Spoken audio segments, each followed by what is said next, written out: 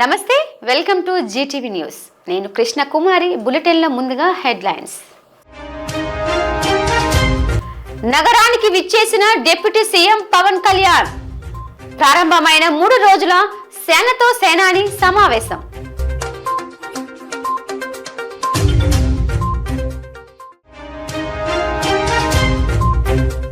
ఈ నెల 29న Visakha AU convention వేదికగా జరగనున్న జాతీయ క్రీడా దినోత్సవం వేడుకలకు రాష్ట్ర మంత్రి నారా లోకేష్ హాజరవుతున్నట్లు వెల్లడించిన SAAP chairman Ravi Naidu. Pro kabaddi league కి వేదిక కానున్న విశాఖ. తలపడనున్న 12 కబడ్డీ జట్లు. వివరాలు వెల్లడించిన ఈవెంట్ మేనేజర్ అనూప్ గోస్వామి. విశాఖలో జరగనున్న 3 రోజుల జనసేన పార్టీ విస్తృత స్థాయి సమావేశాలకు గాను రాష్ట్ర ఉప ముఖ్యమంత్రి, జనసేన పార్టీ అధ్యక్షులు పవన్ కళ్యాణ్ ఈరోజు విశాఖకు విచ్చేశారు. విశాఖపట్నం విమానాశ్రయానికి చేరుకున్న ఆయనకు రాష్ట్ర పర్యాటక శాఖ మంత్రి కందుల దుర్గేష్, పార్టీ శాసనసభ్యులు Panchakarla Ramesh Babu, Sundarapu Vijay Kumar, Vamsa Krishna Srinivas Yadav, Lokam Nagamadhavi, Arava Sridhar, DCCB chairman Kona Tatarao, GVMC deputy mayor Dalli Govindareddy party నాయకులు ఘన స్వాగతం పలికారు. అక్కడి నుంచి నేరుగా వైఎంసీఏ బేవ్యూ హోటల్కి బయలుదేరిన ఆయనకు అక్కడ కూడా జన సైనికులు ఘన స్వాగతం పలికారు. 3 రోజుల పాటు జరిగే విస్తృత స్థాయి సమావేశాల్లో భాగంగా జనసేన లెజిస్లేటర్ పార్టీ భేటీలో పవన్ పాల్గొన్నారు.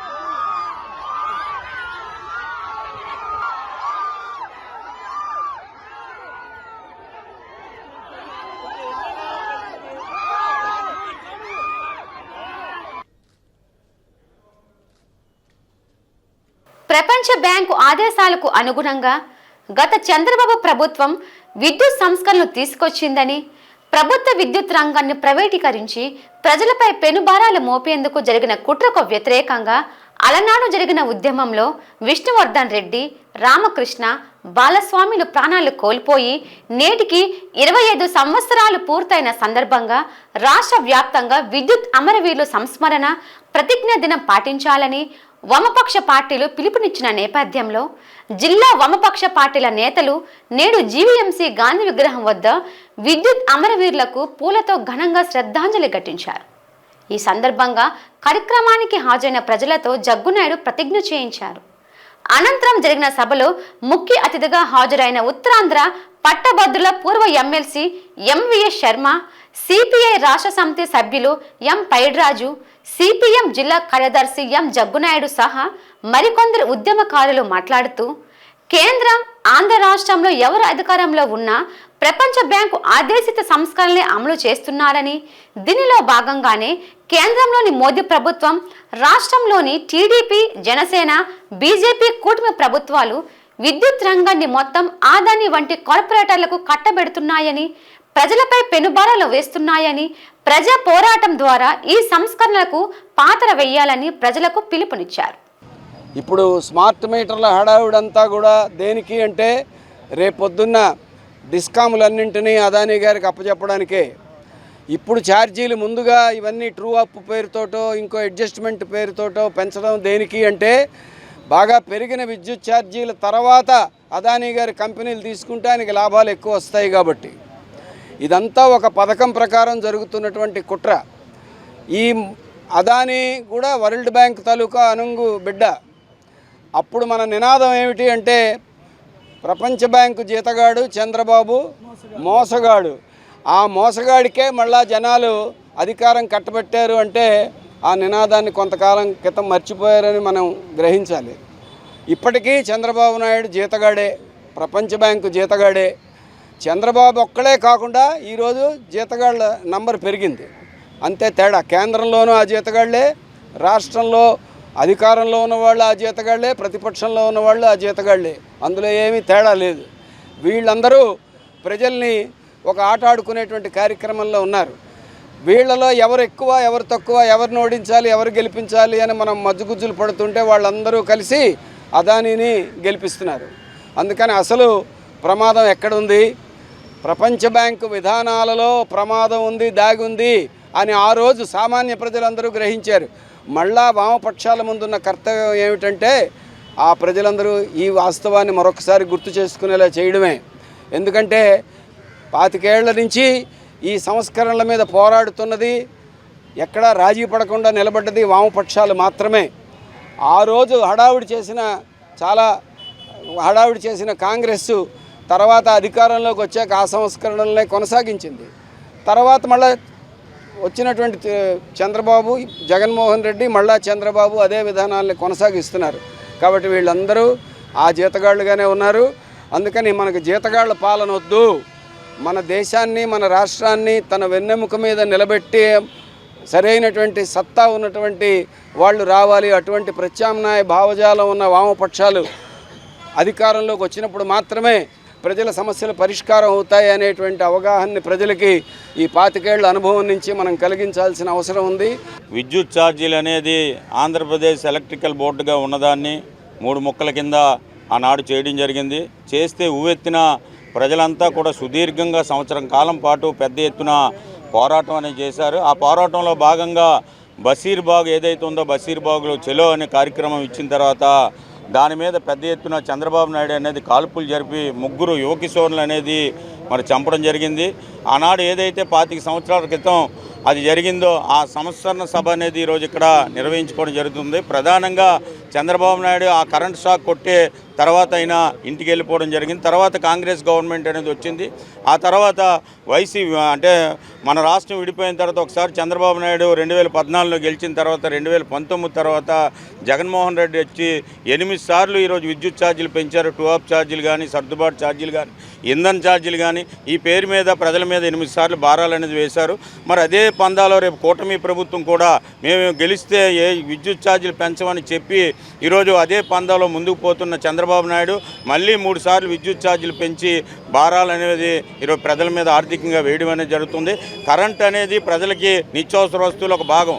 ఆ భాగాన్ని ఆసరాగా తీసుకొని ఈరోజు ప్రభుత్వాలు అనేది ఏ ప్రభుత్వం వచ్చినా కూడా గత ప్రభుత్వం ఏదైతే చేస్తుందో ఈ ప్రభుత్వం కూడా అదే పందాలో ముందుకు పోతుంది. దీన్ని తీవ్రంగా వ్యతిరేకిస్తున్నాం.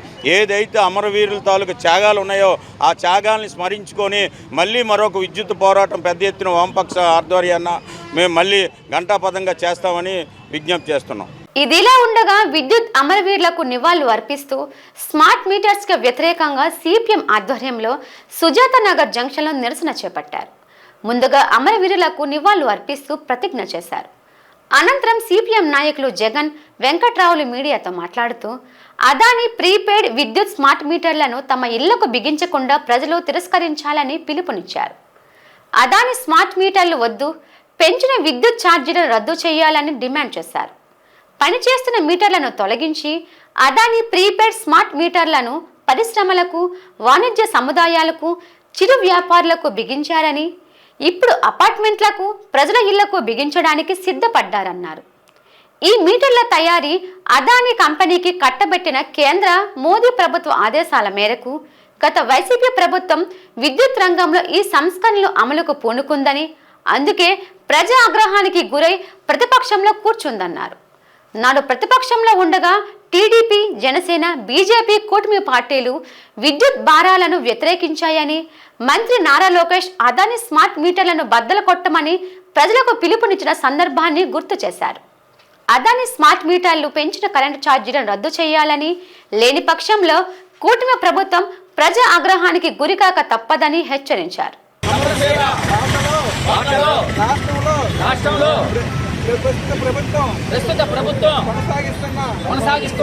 గత 25 సంవత్సరాల క్రితం విద్యుత్ ఛార్జీల్ని పెంచాలని చెప్పేసి అప్పుడుండే చంద్రబాబు నాయుడు ప్రభుత్వం విద్యుత్ సంస్కరణలు అమలు చేస్తామని చెప్పేసి నిర్ణయం చేసింది. అప్పుడు రాష్ట్ర వ్యాప్తంగా పెద్ద ఎత్తున జన్మభూమి కమిటీలు లేదా జన్మభూమి సభలు అయితే అడ్డుకోవడం జరిగింది. తర్వాత బషీర్బాగ్, హైదరాబాద్ బషీర్బాగ్లో పెద్ద ఎత్తున మొత్తం రాష్ట్ర వ్యాప్తంగా ఉండే ప్రజానీకం అందరం ఉమ్మడి రాష్ట్రంలో ఆ సభకి హాజరైతే రాష్ట్ర ప్రభుత్వం కాల్పులు జరిపి ముగ్గురిని పట్టుగా ఉంది. ఆ రకంగా ఎవరైతే ముగ్గురు పోరాటంలో పెట్టుకున్నారో ఆ తర్వాత 15 ఏళ్ల పాటు ఏ ప్రభుత్వం వచ్చినా సరే ఒక పైసా కూడా విద్యుత్ ఛార్జీలు పెంచడానికి సిద్ధం కాలేదు. మళ్ళీ ఇప్పుడు చంద్రబాబు నాయుడు ప్రభుత్వం మళ్ళీ ఇప్పుడు అధికారంలోకి వచ్చిన తర్వాత ఇష్టారాజ్యంగా ఈరోజు విద్యుత్ ఛార్జీలు పెంచారు. ఎంత పెంచారో కూడా ప్రజలకు కూడా కనీసం చెప్పట్లేదు. ఒక పక్కనే టారిఫ్ల పేరుతోటి, సర్ఛార్జీల పేరుతోటి, ఇంకో పేరుతో పెంచుతా ఉన్నారు. ఇప్పుడు ఇంక కొత్త ముసుగు అదానీతో కుమ్మక్కయ్యి ఈరోజు అక్కడ మోడీ గారు, ఇక్కడ రాష్ట్ర ప్రభుత్వం చంద్రబాబు నాయుడు గారు, పవన్ కళ్యాణ్ గారు ముగ్గురు కూటమయ్యి ఈరోజు మోడీ గారితో సహా ఈరోజు అదానీకి అదానికి సేవ చేయడానికి ఈరోజు వ్యవహారం చేస్తా ఉన్నారు. అందుకని అదాని స్మార్ట్ మీటర్లు పెట్టి ఈరోజు విద్యుత్ ఛార్జీలు మళ్ళీ 2 రెట్లు 3 రెట్లు పెంచాలని చెప్పి చూస్తా ఉన్నారు. ఇప్పుడు ఏదైతే స్మార్ట్ మీటర్లు పెట్టారో స్మార్ట్ మీటర్లు పెడితే అట్లా పగలగొడతాం, అడ్డుకుంటాం. అదే రకంగా ప్రజానీకం కూడా అదే స్ఫూర్తితో అడ్డుకోవాలని చెప్పేసి విజ్ఞప్తి చేస్తున్నాం. ఎన్నికల వాగ్దానంలో మీరు చెప్పింది ఏంటి? కరెంటు ఛార్జీలు తగ్గిస్తాను అని అన్నారు. మళ్ళీ మీరు కరెంటు ఛార్జీలు పెంచుతున్నారు. ఇప్పుడు కొత్తగా ట్రూఅప్ ఛార్జీలు మళ్ళీ 12,775 కోట్లు మళ్ళీ వేయడానికి సిద్ధంగా ఉన్నారు. ప్రస్తుతం స్మార్ట్ మీటర్ల పేరుతో ఉన్న మీటర్లు మార్చేస్తున్నారు. వాడిన కరెంటుకి ఇప్పటి వరకు బిల్లులు కట్టేవాళ్ళమే.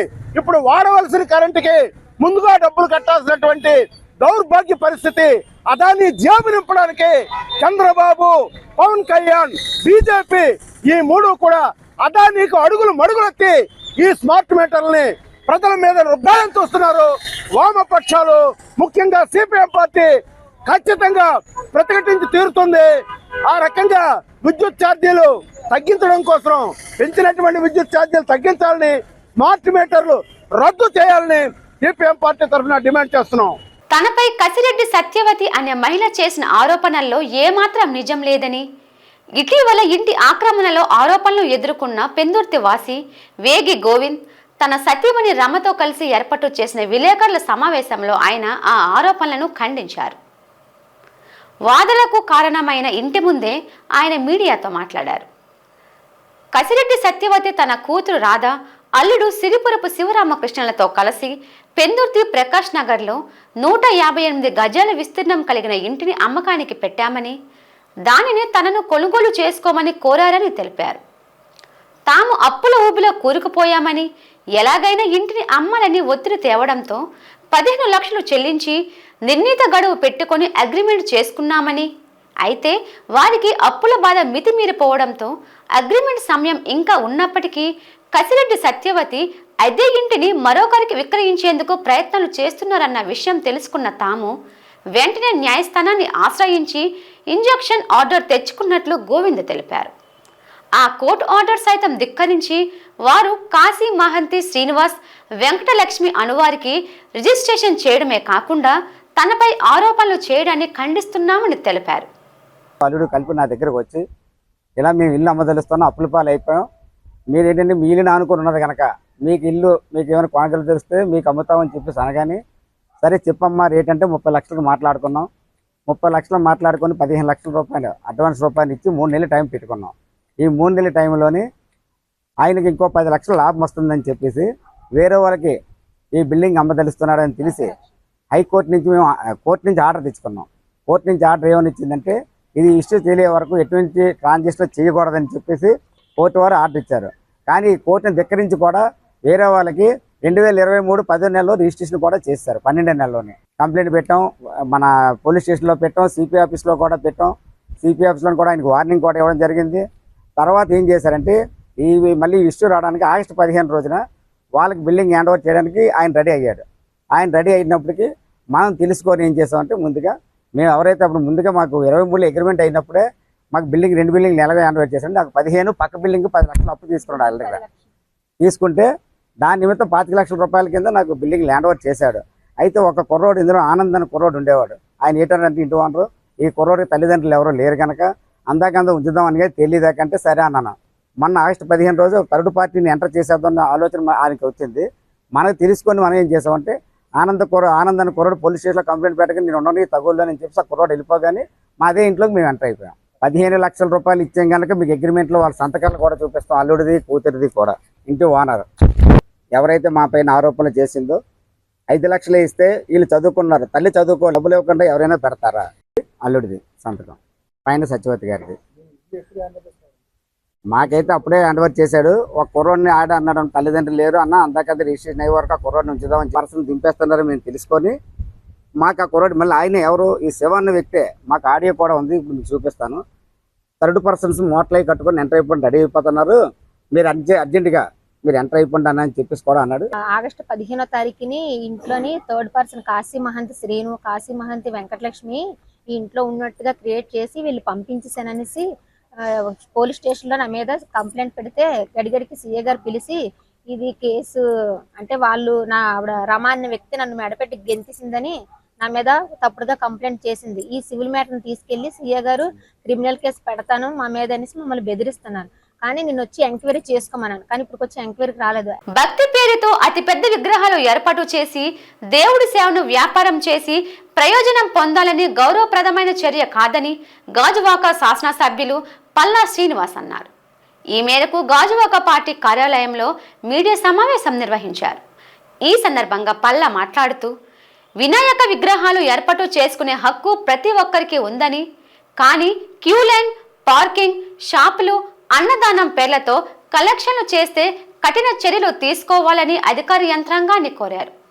సెక్యులర్ భావాలున్న తాను హిందువుగా వినాయకుడిని దర్శించుకోవాలని ఆ కార్యక్రమానికి హాజరయ్యాను తప్ప ఆ నిర్వాహకులతో తనకు గాని కూటమి పార్టీకి గాని ఎటువంటి సంబంధం లేదని గాజువాక భారీ గణపతి విగ్రహ నిర్వాహకులను ఉద్దేశించి ఆయన మాట్లాడారు. ఇప్పటికైనా నిర్వాహకులు అధికారులు ఇచ్చే నిబంధనలు పాటించాలని కోరారు.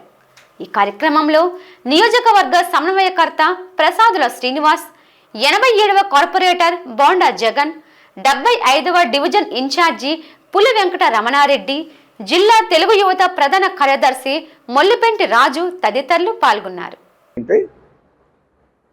ఆ విగ్రహానికి ఆ పెండల్కి పర్మిషన్ ఇచ్చే ముందే వారు ఎటువంటి డబ్బులు కలెక్ట్ చేయకూడదు అని చెప్పేసి కండిషనల్గా ఇచ్చారు.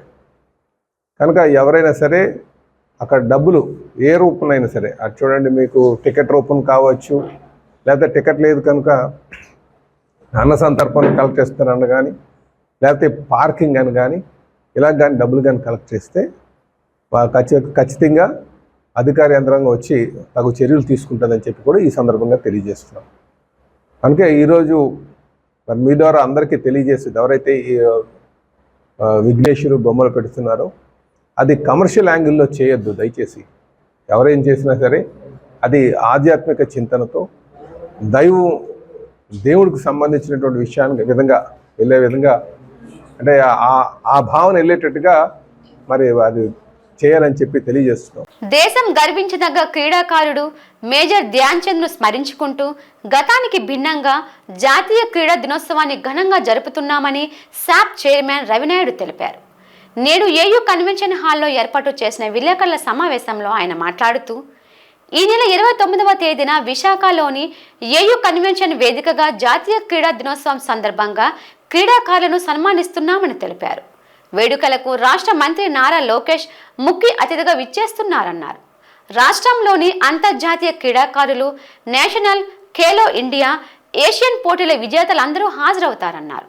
శాప్ చరిత్రలో నేషనల్ స్పోర్ట్స్ డే సందర్భంగా తొలిసారి అమరావతి ఛాంపియన్షిప్ పేరుతో రాష్ట్ర స్థాయి పోటీలు జరిగాయని, 480 మంది క్రీడాకారులను రేపు ఘనంగా సత్కరించబోతున్నట్లు స్పష్టం చేశారు. శాంక్షన్ చేసి పునాదిలో కొన్ని ఆగిపోయాయి, బిల్డింగులు కట్టి కొన్ని ఆగిపోయాయి, కొన్ని ఇంకా 10% పూర్తి చేస్తే అవి ఉపయోగంలోకి వచ్చాయి. అవన్నీ గత ప్రభుత్వం ఆపేసింది. మనకందరికీ తెలుసు ధ్యాన్ చంద్ గారు ఈ దేశం గర్వించదగ్గ క్రీడాకారులు. ఆయన్ని స్మరించుకుంటూ నేషనల్ స్పోర్ట్స్ డేని నిర్వహించుకుంటున్నాం. దానికి సందర్భంగా రాష్ట్ర వ్యాప్తంగా గతంలో నేషనల్ స్పోర్ట్స్ డే అంటే కొంతమంది క్రీడాకారులను పిలిచి 4 సెలవులు వేసి ఒక ర్యాలీ పెట్టి ఇదే స్పోర్ట్స్ డే అనే పరిస్థితి గతంలో ఉండేది. అయితే దానికి భిన్నంగా ఉండాలి. క్రీడాకారులు గౌరవించబడాలి, గుర్తించబడాలి, ప్రోత్సహించబడాలి. క్రీడా దినోత్సవాన్ని వాళ్ళ దినోత్సవంగా ఒక ఫెస్టివల్ లాగా జరగాలని శాప్ నిర్ణయం తీసుకోవడం, తదనుగుణంగా కూడా ముఖ్యంగా నిజమైన క్రీడాకారులను గుర్తించే కార్యక్రమానికి శ్రీకారం చుట్టాం. డిస్ట్రిక్ట్ లెవెల్ సెలక్షన్స్ పెట్టాం,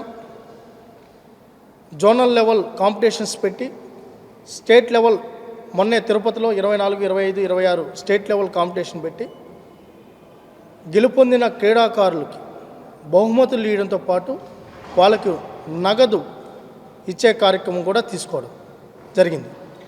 ఆ కార్యక్రమానికి రేపు గౌరవ హెచ్ఆర్డి మినిస్టర్, ఐటీ మినిస్టర్ అయిన మన నారా లోకేష్ గారు రేపు ముఖ్య అతిథిగా ఇచ్చేస్తున్నారు. రేపు 4 గంటలకి మన ఆంధ్ర యూనివర్సిటీ ఇండోర్ స్టేడియంలో ఈ కార్యక్రమం ఇక్కడే నిర్వహించడం జరుగుతోంది. మన పిల్లలు కూడా స్కూల్ లెవెల్లో కానీ, కాలేజీ లెవెల్లో కానీ, యూనివర్సిటీ లెవెల్లో నుంచి స్పోర్ట్స్ మ్యాన్గా తయారయ్యే పరిస్థితి ఉంది. దానికి సంబంధించి లోకేష్ గారు కూడా పూర్తి సహాయ సహకారాలు అందిస్తున్నారు. నేడు నగరంలో చేపట్టిన ఆటో కార్మికుల బంద్ పాక్షికంగా ముగిసింది. ఆటో కార్మికులకు ప్రత్యామ్నాయ ఉపాధి అవకాశాలు కల్పించాలని, ఆటో కార్మికులకు సంక్షేమ బోర్డు ఏర్పాటు చేయాలని, రాష్ట్రంలో సుమారు 10 లక్షల మంది ఆటో డ్రైవర్లు స్వయం ఉపాధి పొందుతూ తమ కుటుంబాలను పోషించుకుంటున్నారని, మహిళలకు ఉచిత బస్సు పథకాన్ని అమలు చేయడంతో బేరాలు తగ్గి రోడ్డున పడ్డామని, ఎన్నికల సమయంలో ఆటో కార్మికులకు ఇచ్చిన హామీలను వెంటనే అమలు చేయాలని డిమాండ్ చేస్తూ నేడు ఆటో కార్మికులు బంద్ చేపట్టారు. ముఖ్యంగా నగర శివారు ప్రాంతాల్లో ఎక్కడికక్కడ ఆటోలు నిలిచాయి. దీంతో అనేక మంది ప్రజలు ఇబ్బందులు పడ్డారు. తమ న్యాయమైన డిమాండ్ను పరిష్కరించాలంటూ ఆటో డ్రైవర్లు నినాదాలు చేస్తూ పోరాట సంకారావాన్ని పూరించారు.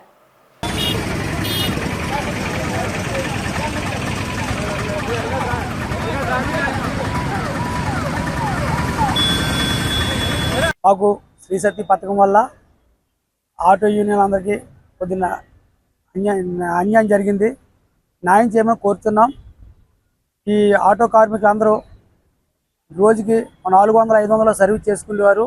ఈరోజు ఈ పథకం పెట్టిన తర్వాత 200 కూడా ఇంటికి పట్టుకెళ్ళని పరిస్థితి అయిందండి. మాకు ఏదైనా న్యాయం చేయాలని సీఎం గారికి, డిప్యూటీ సీఎం గారికి తెలియపరుస్తున్నాం. నిత్యావసర సరుకులు కూడా కొనుక్కునే పరిస్థితులు లేవండి. ఇంకా చాలామంది ఫైనాన్షియల్ కానీ లేదా ఆటో రిపేర్ చేయించుకోవడం కానీ, బండి కాగితాలు చేయించుకోవడానికి డబ్బులు లేక ఏడ్ చేయాలో అర్థం లేని పరిస్థితి. ఇంకా 2 రోజులు పోతే ఆత్మహత్య చేసుకునే పరిస్థితిలో మేము డ్రైవర్లు అందరూ ఉన్నాం. ఎందుకంటే మా పరిస్థితి అలా చేశారు. ఎందుకంటే ఏదో ఫ్రీ పెట్టారంటే ఒక రూటుకు 2 బస్సులు 3 బస్సులు వేస్తారు, మాకు ప్రభుత్వం అయితే అన్యాయం చేయదని మేము అనుకున్నాం.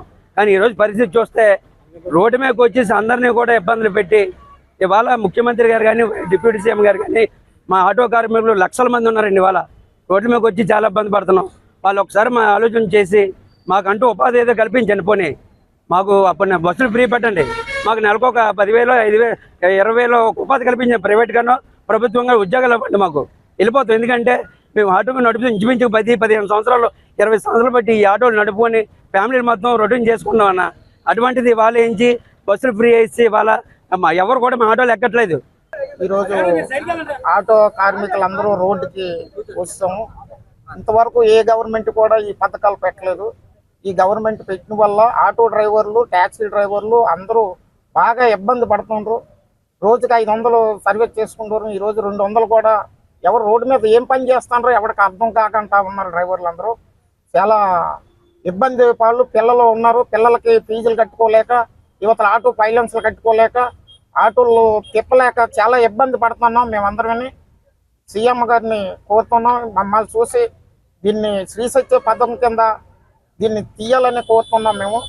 అంతర్జాతీయ స్థాయి ప్రమాణాలతో జరిగే ప్రో కబడ్డీ లీగ్ కి మరోసారి విశాఖ వేదిక కానుంది. ఈ నెల 29వ తేదీ నుండి విశాఖ పోర్ట్ కళావాణి స్టేడియంలో కబడ్డీ లీగ్ ప్రారంభమవుతుందని, అందులో 12 జట్లు పాల్గొనున్నట్టు ఈవెంట్ మేనేజర్ అనూప్ గోస్వామి తెలిపారు. ఈ మేరకు ప్రో కబడ్డీ లీగ్ వివరాలను వెల్లడించేందుకు నగరంలో ఒక ప్రైవేటు హోటల్లో విలేకరుల సమావేశం నిర్వహించారు. ఆయనతో పాటుగా తెలుగు టైటాన్స్ కెప్టెన్ విజయ మాలిక్, తమిళ్ తల్వార్ కెప్టెన్ పవన్ పాల్గొన్నారు. ముందుగా ఈవెంట్ లాంచింగ్ కార్యక్రమాన్ని నిర్వహించారు. అనంతరం వారు మాట్లాడుతూ, ఇప్పుడిప్పుడే కబడ్డీ క్రీడకు అంతర్జాతీయ స్థాయిలో గుర్తింపు లభిస్తుందని, దానికి ప్రో కబడ్డీ లీగ్ దోహదపడుతున్నందుకు ఆనందంగా ఉందని అన్నారు. విశాఖ వేదికగా జరుగుతున్న ఈ ఈవెంట్ తప్పకుండా విజయవంతం అవుతుందని అన్నారు. పోటీల్లో 12 జట్లు తమ బలబలాలను తేల్చుకొనున్నాయని, ఉత్సాహభరిత వాతావరణంలో లీగ్ జరుగుతుందని, క్రీడాభిమానులు ఆన్లైన్ ద్వారా టికెట్లు పొందాలని తెలియజేశారు. तब भी हम कबड्डी को रिन्यूड रिफ्रेश लाए थे. So it is in our DNA. हम लोग कबड्डी के बारे में बहुत गहरे ढंग से सोचते हैं. We think a lot about it. Ultimately किसी भी स्पोर्ट का, and we definitely as far as we are concern kabaddi का, it has to have keep on continuously improving upon its fan proposition. Fan हमारा क्या सोचे, उसे लगे कि कोई नई चीज़ करके दिखाइए. So and we are very careful. मतलब ये नहीं कि स्पर ऑफ द मोमेंट को चेंज कर लिया. We think a lot about it. एक प्रो कबड्डी में एक रूल है लॉबी का. उस रूल को लाने के लिए हमने 3 साल सोचा था.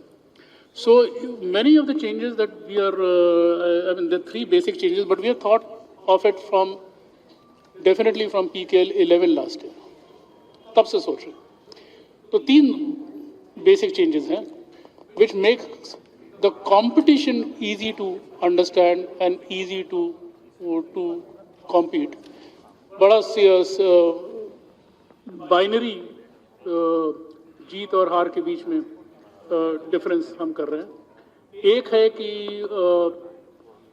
जो पॉइंट सिस्टम, जिससे हर दिन हर समय हमारा फैन हमारी 12 टीम्स का असेसमेंट करता है, उनका आकलन करता है. Those we are going to make, we are making a very simple point system. 2 for a win, 0 for a loss. It means कि there is no confusion in between कि आप जीतेंगे या हारेंगे, करो या मरो, ऐसा.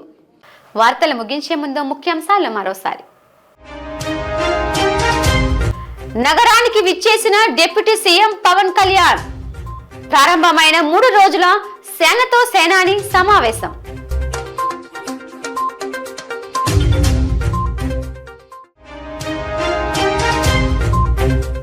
ఈ నెల 29న విశాఖ ఏయూ కన్వెన్షన్ వేదికగా జరగనున్న జాతీయ క్రీడా దినోత్సవం వేడుకలకు రాష్ట్ర మంత్రి నారా లోకేష్ హాజరవుతున్నట్లు వెల్లడించిన SAAP chairman Ravi Naidu. Pro kabaddi league కి వేదిక కానున్న విశాఖ, తలపడనున్న 12 కబడ్డీ జట్లు. వివరాలు వెల్లడించిన ఈవెంట్ మేనేజర్ అనూప్ గోస్వామి. ఈ వార్తలు ఇంతటితో సమాప్తం. చూస్తూ ఉండండి GTV న్యూస్. నమస్తే.